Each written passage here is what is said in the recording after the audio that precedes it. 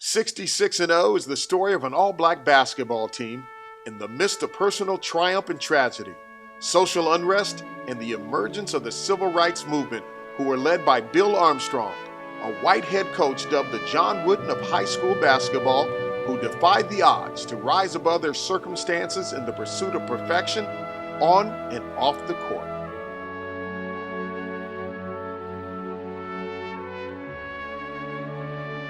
No other high school team in the history of California Interscholastic Federation, and I'm speaking about basketball, has ever went undefeated back-to-back. We're the first team to ever do that, but also we hold the state record for the most victories without a loss. Those two teams were also named to ESPN's Fabulous 50 #1 all-time high school basketball team. You definitely heard about the previous team, the team that went undefeated. You always hear about all the legends that played, that came before you, so I definitely knew. We tried to play Compton every year. I don't think if we played them every year, but we had a memorable game against them at Morningside High School. I think it was in '66, and we beat them by 1 or 2, and it was, they didn't like that very well. I mean, it didn't go over very well. We left the court, went into the locker rooms thinking that we had won the game. About 5 minutes later, the all-white officiating crew came into the lockers, said something to Coach Armstrong. Coach Armstrong brought us back onto the court.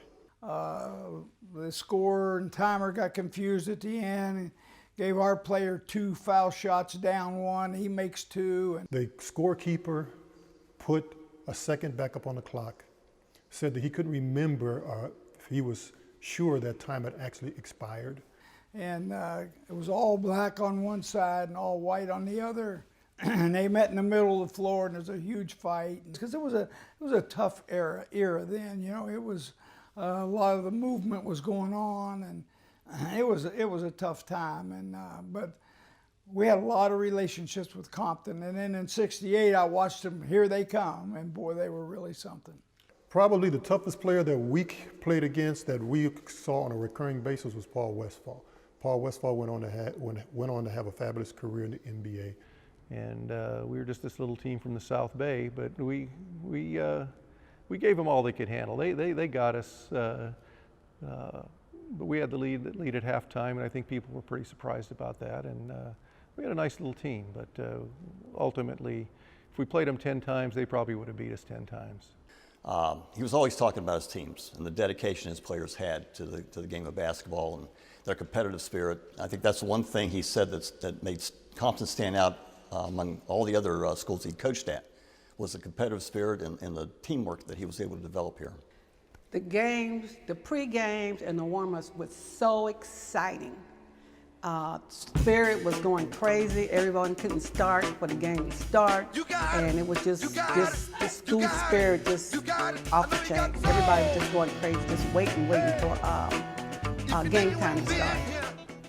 At Utah, I was an assistant coach to Jack Gardner, who was also a USC grad. And we were the running Utes.